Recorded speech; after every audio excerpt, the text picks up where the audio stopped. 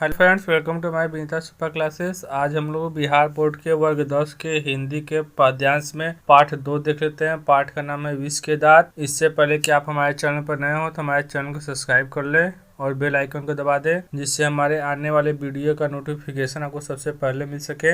आइए हम लोग पहला क्वेश्चन देख लेते हैं। प्रस्तुत कहानी में कहानीकार ने अमीरों के कथा कथित मर्यादा पर व्यंग किया है। हम लोग उत्तर देख लेते हैं। इस कहानी में लेखक द्वारा गरीबों पर अमीरों के शोषण एवं अत्याचार पर प्रकाश डाला गया है। किस तरह अमीर लोग गरीब लोगों पर अत्याचार करते हैं, इसके बारे में दर्शाया गया है। विष के दांत शीर्षक कहानी महल और झोपड़ी की लड़ाई की कहानी है। इसमें दिखाया गया है कि किस तरह महल पर झोपड़ी की जीत होती है। कहानी में एक गरीब आदमी जिसका नाम मदन है, वह सेन साहब के बेटे को इस तरह पीटता है कि सेन साहब के बेटे खोखा का दांत टूट जाता है। इसमें दर्शाया गया है कि जब गरीब आदमी विद्रोह करता है तो उसे कोई हरा नहीं सकता है। इस कहानी में मदन के उत्साह, हिम्मत और साहस को अच्छे से दर्शाया गया है। यह कहानी बहुत ही अच्छी एवं सार्थक संदेश देने वाली है और इस कहानी में अमीरों को सावधान किया गया है। किसी अमीर व्यक्ति को गरीब व्यक्ति पर अत्याचार करने का कोई अधिकार नहीं है। आइए हम दूसरा क्वेश्चन देख लेते हैं। सेन साहब के परिवार में बच्चों के पालन पोषण में किए जा रहे लिंग आधारित भेदभाव को अपने शब्दों में वर्णन करें। हम लोग उत्तर देख लेते हैं। सेन साहब अपने परिवार में सबसे ज्यादा अपने लड़के से प्यार करते थे, क्योंकि सेन साहब को 5 लड़कियां थीं। 5 लड़की होने के कारण वे अपने बेटे से ज्यादा प्रेम करते थे। उनकी लड़कियों में मीसा, रजनी,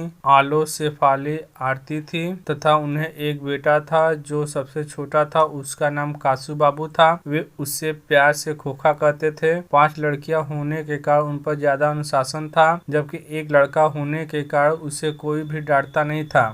आइए हम लोग तीसरा क्वेश्चन देख लेते हैं। खोखा किन मामलों में अपवाद था, हम लोग इसका उत्तर देख लेते हैं। सेन साहब एक अमीर आदमी थे। उनके यहाँ पैसों की कोई कमी नहीं थी। उनको 5 लड़कियों के बाद केवल एक बेटा था, इसलिए घर पर सभी सदस्य उससे बहुत प्यार करते थे। सेन साहब हाल में एक नई कार खरीदी थी। वे उस गाड़ी के पास किसी को नहीं जाने देते थे। वे उस कार की रखवाली अच्छे से करते थे। कार पर कहीं एक धब्बा दिख जाए तो नौकर की शामत आ जाती थी। वे लड़कियों को भी कार के पास नहीं जाने देते थे, लेकिन खोखा को कोई मनाही नहीं था। घर में जो नियम बनते थे सभी को कड़ाई से पालन करना होता था, लेकिन जहाँ तक खोखा की बात था उस पर नियम लागू नहीं होता था। किसी भी नियम का वह अपवाद था, अर्थात उस पर कोई नियम लागू नहीं होता था। एक बेटा होने के कारण मिसेस सेन उससे बहुत ज्यादा छूट दे रखी थी। आइए हम लोग चौथा क्वेश्चन देख लेते हैं। सेन दंपत्ति खोखा में कैसी संभावनाएं देखते थे और उन संभावनाओं के लिए उन्होंने उसकी कैसी शिक्षा तय की थी, हम लोग उत्तर देख लेते हैं। सेन दंपत्ति खोखा को इंजीनियर बनाना चाहते थे, क्योंकि उनके पिता भी इंजीनियर थे। सेन साहब खोखा को इंजीनियर बनाने के लिए शिक्षा की अच्छी व्यवस्था की थी। कारखाने से मिस्त्री घर पर आकर 1-2 घंटे उसे सिखाते थे और वे चाहते थे कि खोखा बचपन से ही औजारों के बारे में जान जाए और उसे औजारों की समझ हो सके, इसलिए उसे औजार चलाना सिखाते थे। आइए हम लोग 5वां क्वेश्चन देख लेते हैं। सप्रसंग व्याख्या कीजिए। लड़कियां क्या है? कठपुतलियां हैं और उनके माता पिता को इस बात पर गर्व है। हम लोग उत्तर देख लेते हैं। इसका व्याख्या पहले कर लेते हैं। प्रस्तुत पंक्ति नलिनी विलोचन शर्मा द्वारा लिखित विष के दांत शीर्षक कहानी से ली गई है। इसमें एक मध्यम परिवार की चर्चा की गई है। इस परिवार में 5 बेटी तथा एक बेटा है। यह प्रसंग सेन परिवार में लड़कियों की चरित्र की विशेषताओं से जुड़ा हुआ है। उनके लड़कियों को यह बताया जाता है कि उन्हें कैसे जीना है। वे लड़कियों को कठपुतली के समान समझते हैं। जैसे कठपुतली को जो कहा जाता है वही कर। ठीक उसी प्रकार सेन परिवार लड़कियों के लिए ऐसा समझते थे। उन्हें अपने मन से कोई कार्य करने की आजादी नहीं थी। वे लड़कियां भी वैसा ही करती थी जैसा उनके माता पिता कहते थे। सेन परिवार ये समझती थी कि हमारी लड़कियां वही करती है जो हम कहते हैं। वे कितनी संस्कारी हैं। उन्हें तहजीब के साथ साथ अच्छे से जीना सिखाया जाता है। उनके दिमाग में यह डाला जाता है कि आपको क्या नहीं करना है। वे अन्य लड़कियों की तरह आजादी से नहीं जी सकती थी, कहीं पर भी आ जा नहीं सकती थी। कहीं पर जाना होता तो अपने परिवार की अनुमति के बाद ही। उनका जीवन बिल्कुल कठपुतली की भांति ही है।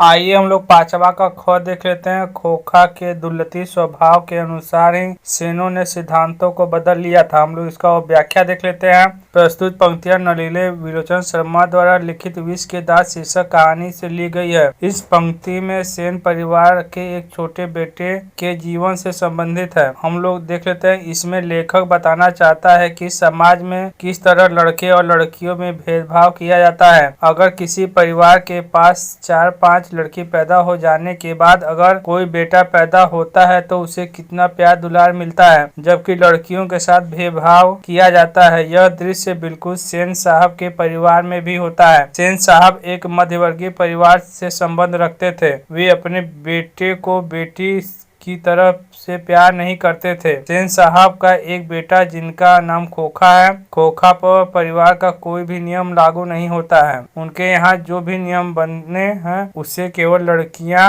ही पालन करती हैं। खोखा के संबंध में सभी नियम फेल हो जाते हैं। खोखा जो एक शरारती बच्चा है, अपने माँ बाप का कहना नहीं मानता है, फिर भी सेन साहब का परिवार उसका तारीफ करते नहीं थकता है। इसके विपरीत उनकी लड़कियां अच्छे एवं अदब से रहती हैं। वे बिना परिवार के इजाजत लिए कहीं भी बाहर नहीं जाती है। सेन साहब का परिवार खोखा को इंजीनियर बनाना चाहता है। इसके लिए कारखाने से कारीगर औजार लेकर आते थे और उसे औजार चलाना सिखाते थे। आइए हम लोग पांचवा का गौ देख लेते हैं। ऐसे ही लड़के आगे चलकर गुंडे, चोर और डाकू बनते हैं। हम लोग व्याख्या देख लेते हैं। प्रस्तुत पंक्तियां नलिनी विलोचन शर्मा द्वारा लिखित विष के दांत शीर्षक कहानी से ली गई है। इस पंक्ति प्रस्तुत प्रसंग ड्राइवर और गिरधारी के बेटे मदन के साथ जुड़ा हुआ है। मदन एक बार जब सेन साहब की गाड़ी को छू रहा था, तभी ड्राइवर ने उसे छूने से मना कर दिया। इस बात को लेकर ड्राइवर मदन को मारने दौड़ा, लेकिन उसकी मां गिरधारी की पत्नी ने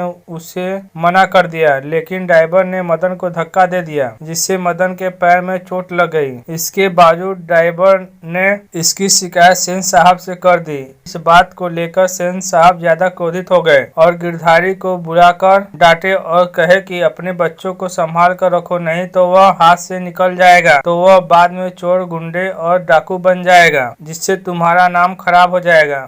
ये हम लोग पांचवा का घ देख लेते हैं। हंस कौओं की जमात में शामिल होने के लिए ललक गया। हम लोग व्याख्या देख लेते हैं। प्रस्तुत पंक्तियां नलिनी विलोचन शर्मा द्वारा लिखित विष के दांत शीर्षक कहानी से ली गई है। इस प्रसंग को एक प्रकार का मुहावरे के रूप में लिया गया है, अर्थात समाज में ऊंच नीच की भावना पर व्यंग किया गया है। एक बार सेन साहब का बेटा अपने बंगले से दूसरी गली में जा रहा था। वहीं पर कुछ गंदे एवं आवारागर्द लड़के की तरह देखने वाले कुछ बच्चे लट्टू नचा रहे थे। इसमें गिरधारी का बेटा मदन भी था। जब सेन साहब का बेटा खोखा लड़कों को लट्टू नचाते देखा तो उसका मन भी लट्टू नचाने को करने लगा। जब वह वहां जाता है तो मदन खोखा को कहता है कि तुम तो बड़े घर का है, यानी वह हंस की जमात का था, जबकि मदन और वे लड़के निम्न मध्यवर्गीय दलित परिवार के थे। उन्हें कौओं से संबोधित किया गया। इसी सामाजिक भेदभाव के कारण कहा गया कि हंस कौओं की जमात में शामिल होने के लिए ललक गया।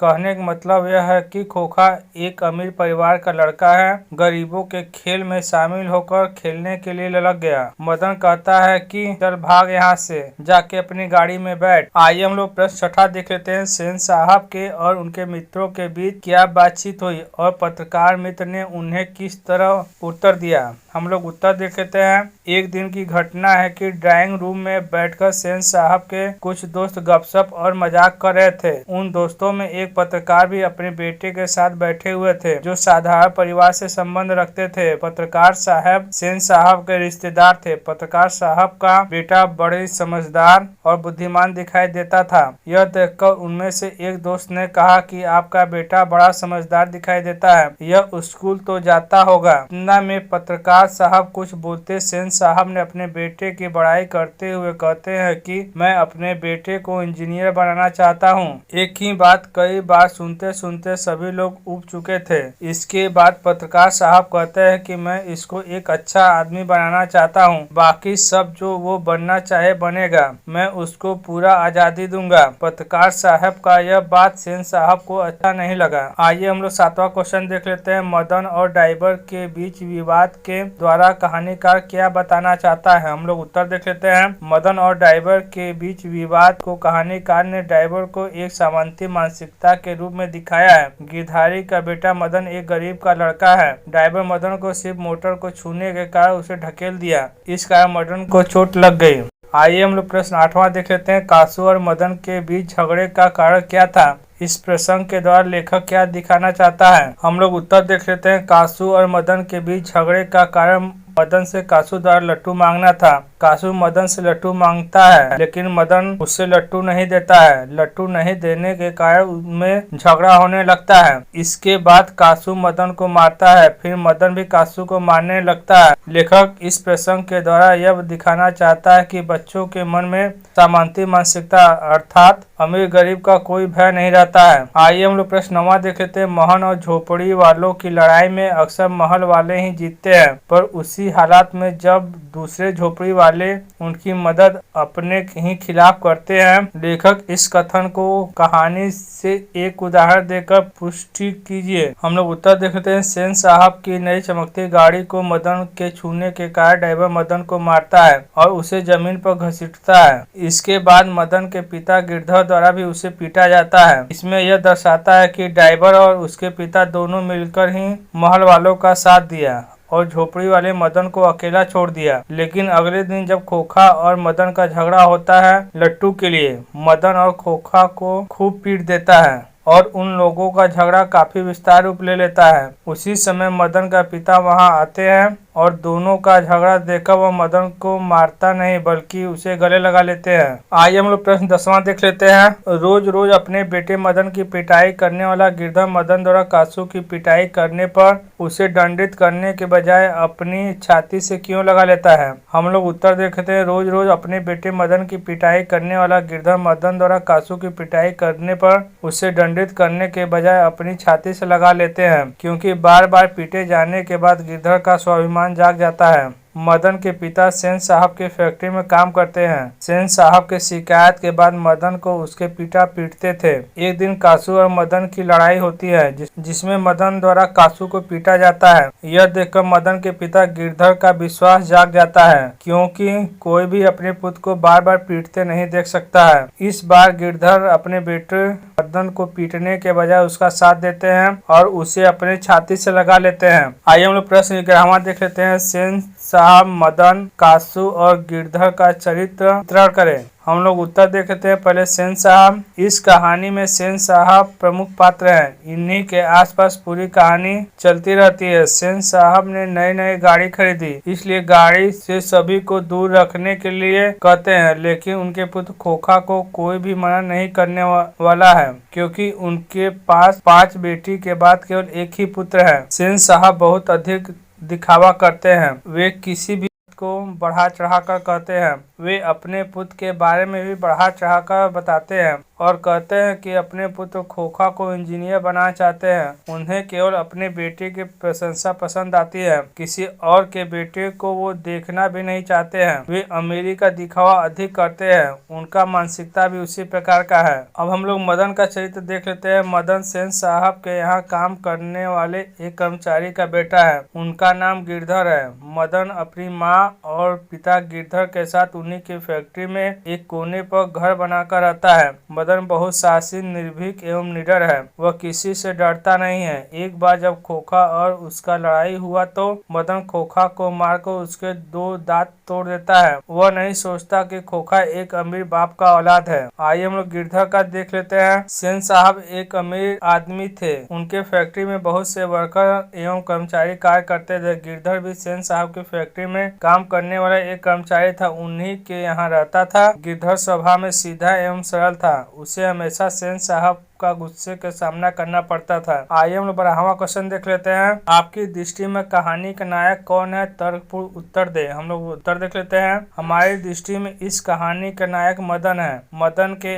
आसपास कहानी घूमता रहता है। मदन के परिवार एवं उसके क्रियाकलाप का पूरा वर्णन किया गया है। किसी कहानी में नायक के संबंध में जो भी चरित्र होना चाहिए वह मदन के चरित्र में झलकता है। मदन का चरित्र कहानी में प्रभावशाली है। मदन किस तरह गरीब होते हुए भी निडर रहता है और सेन साहब के बेटे को जिस बहादुरी से पीटता है वह एक नायक का चरित्र ही हो सकता है। अतः मदन का चरित्र देखकर कहा जा सकता है कि मदन ही विष के दांत के कहानी का नायक है। आइए हम 13वां क्वेश्चन देख लेते हैं। आरंभ से ही कहानीकार का स्वर व्यंग्यपूर्ण है, ऐसे कुछ प्रमाण उपस्थित करें। हम लोग उत्तर देख लेते हैं। कहानी के आरंभ में ही लेखक का स्वर व्यंग्यपूर्ण है। इस कहानी में कुछ व्यंग्यपूर्ण वाक्य जैसे पांचों लड़कियां तो तहजीब और तमीज की तो जीती जागती मूर्त ही हैं और कोयल घोंसले में से कब उड़ जाए एवं चमक ऐसी कि अपना मुंह देख लो। इसके साथ साथ हंस कौवों की जमात में शामिल होने के लिए ललक गया इत्यादि वाक्यों का प्रयोग कहानी में किया गया है। प्यारे बच्चों, वीडियो पसंद आए तो लाइक करें, चैनल को सब्सक्राइब करें